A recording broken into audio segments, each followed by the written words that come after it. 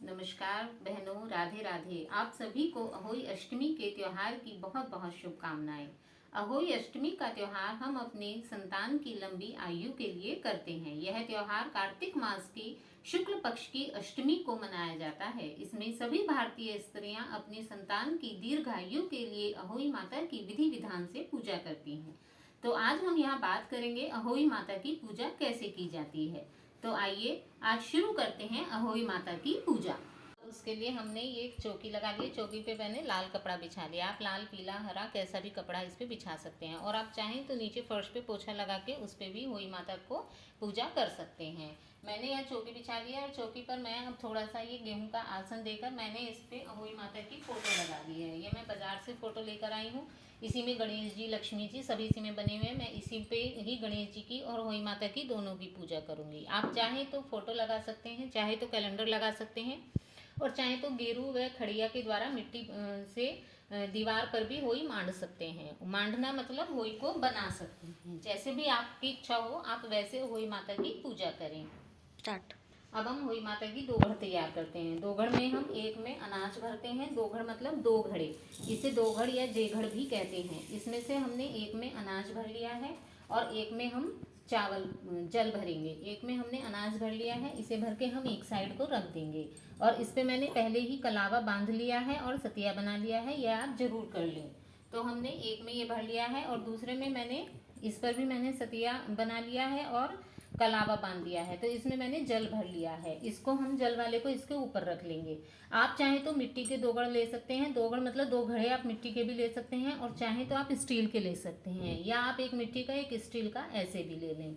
लेकिन ध्यान रखें, जहाँ पर भी हम होई पूजते हैं वहीं पर ही हम दिवाली भी पूजते हैं। इसीलिए इस दो घड़ को आप अच्छे से सेट कर लें कि ये दिवाली तक उठे नहीं, हिले नहीं, ये हिलना नहीं चाहिए। अब हम इसके ऊपर भी थोड़े से गेहूं रख देंगे।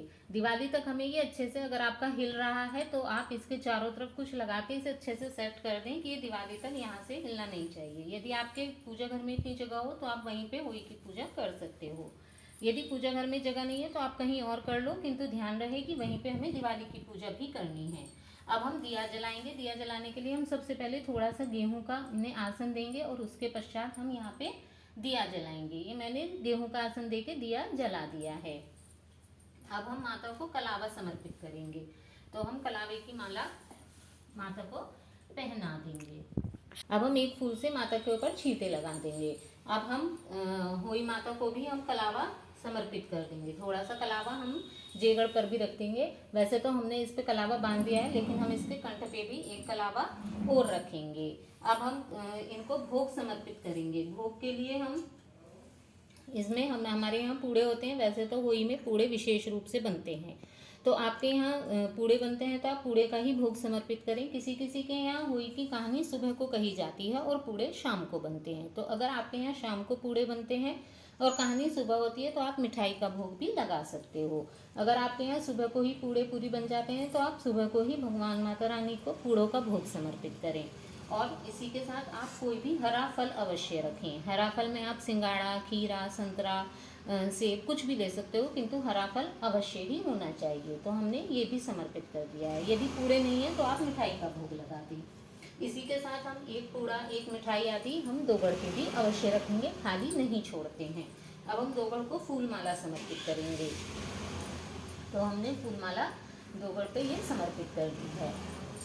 अब हम माता को दोगड़ माता पे ही हम, ये हमारी श्याऊ की माला है। श्याऊ की माला ये बच्चों की संतान की दीर्घायु के लिए माता के आशीर्वाद के रूप में पहनी जाती है। जो विवाह के पश्चात संतान होने के बाद जैसे ही पहले साल संतान होती है तभी ये बनाई जाती है। चांदी की होती है, कहीं भी आपको किसी भी ज्वेलर्स की दुकान पे आराम से मिल जाएगी।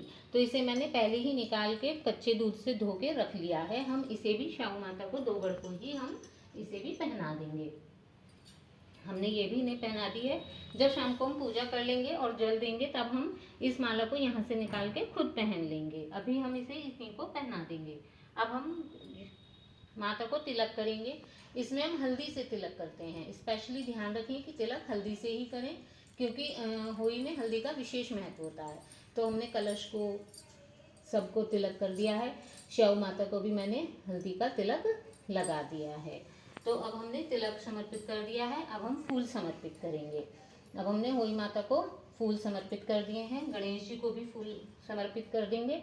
अब हमने गणेश जी को भी फूल समर्पित कर दिया है। अब हम बायना निकालेंगे। बायना निकालने के लिए हम एक साड़ी रखते हैं, एक साड़ी, जिसे साड़ी और उसके ऊपर हम दक्षिणा अवश्य रखते हैं।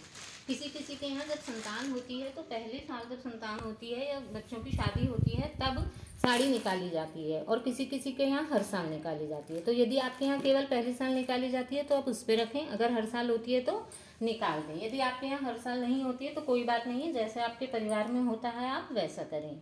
अब हम बायना निकालेंगे। बायने के लिए हम 14 पूड़े बनाएंगे, क्योंकि इसमें 14 मिठाई, 14 पूड़ों का, स्पेशली इसमें जो होता है पूड़ों का ही भोग होता है। तो मैंने यहाँ पूड़े बना लिए हैं। यदि और ये जो हम भोग रखते हैं इसे हम पूज के हम इसे बायना निकाल के अपनी सास को या नंद को देते हैं। तो हम ध्यान रखेंगे कि अगर वो पूड़े खा लेते हैं, उनके यहाँ खाए जाते हैं, तो आप उन्हें पूड़े का बायना निकाल के दे दें। और यदि नहीं खाए जाते हैं तो आप मिठाई मंगवा के उसका भी बायना रख सकते हैं। किंतु ये ध्यान रखें कि मिठाई में 14 पीस अवश्य होने चाहिए। जो भी मिठाई आप मंगवाएं उसके 14 पीस जरूर मंगवाएं। तो हमारे यहाँ पूड़े होते हैं, मैंने इसलिए पूड़े ही रख दिए हैं। मैं पूड़ों का ही बायना निकालूंगी। तो अब हम कहानी सुनेंगे। कहानी सुनने के लिए हम हाथ में थोड़े से गेहूं और जरा सा एक आध फूल है कोई, वो ले लेंगे। तो हमने हाथ में गेहूं और फूल ले लिए हैं और हम कहानी सुनेंगे। होई 2 तरह से होती है, किसी किसी के यहाँ सूर्य की होई होती है, कहीं कहीं तारों की और चंद्रमा की होती है। तो यदि आपके यहाँ सूर्य की होई होती है तो आप कहानी सुनने के पश्चात इसमें से थोड़े से 1-2 गेहूं के दाने इस जल में डाल दें और 1-2 गेहूं के दाने अपने पास ही रखें। कहानी सुनने के पश्चात आप सूर्य को अर्घ्य दे दें इन गेहूं के दानों के साथ। और यदि आपके यहाँ शाम को तारों की हुई होती है तो आप कहानी सुन के इस जल को उठा के रख लें और गेहूं के दानों को अपने पल्ले में बांध लें। जब शाम को तारे निकल जाएं या चंद्रमा निकल जाए तब आप उन्हें अर्घ्य दें और तब इन गेहूं से उनको अर्घ्य दे दें और उसके बाद ही व्रत खोलें। तो ये है हमारी पूजा की विधि। यदि आपको इसकी कथा और आरती, होई माता की कथा कैसे करते हैं, गणेश जी की कथा कैसे करते हैं, होई माता की आरती कैसे करते हैं, इन सब का वीडियो मैंने अपनी दूसरी वीडियो में दे दिया है। इन सबको मैंने अपनी दूसरी वीडियो में बताया है। मैं उसका लिंक इसके डिस्क्रिप्शन बॉक्स में दे दूंगी, आप वहां से जाके इसे सुन सकते हैं।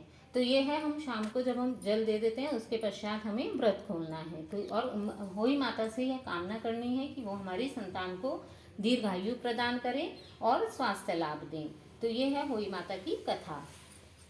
इस प्रकार से जब हम कर लेंगे, अब प्रश्न आता है कि जो हमने दोगड़ रखी है इसका हमें क्या करना है। जब हम सूर्य को या चंद्रमा को, जिसको भी हमारे यहाँ जल दिया जाता है, जब हम उन्हें जल दे देंगे उसके पश्चात ये श्याऊ की माला हम खुद पहन लेंगे। इसे, ये माता का आशीर्वाद स्वरूप होती है और इसे खुद पहना जाता है। तो ये हम पहन देंगे और इस दोगड़ को हम यहीं रखा रहने देंगे। दिवाली तक ये यहीं रखी रहती है। किसी किसी के यहाँ ये दोगड़ दिवाली को उठती है और किसी किसी के यहाँ गोवर्धन के बाद भैया दूज को।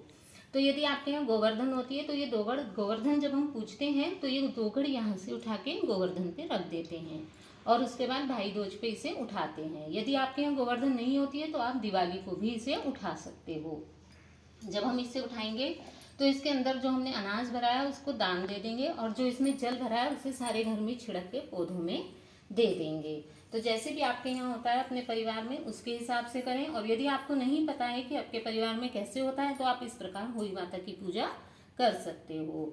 तो आशा करती हूँ आपको मेरी ये वीडियो अच्छी लगी होगी। तो यदि आपको अच्छी लगी हो तो प्लीज़ इसे लाइक एंड शेयर जरूर करें और मैं होई माता से यही प्रार्थना करें कि वो सभी की संतानों को दीर्घायु प्रदान करे, स्वास्थ्य लाभ प्रदान करे।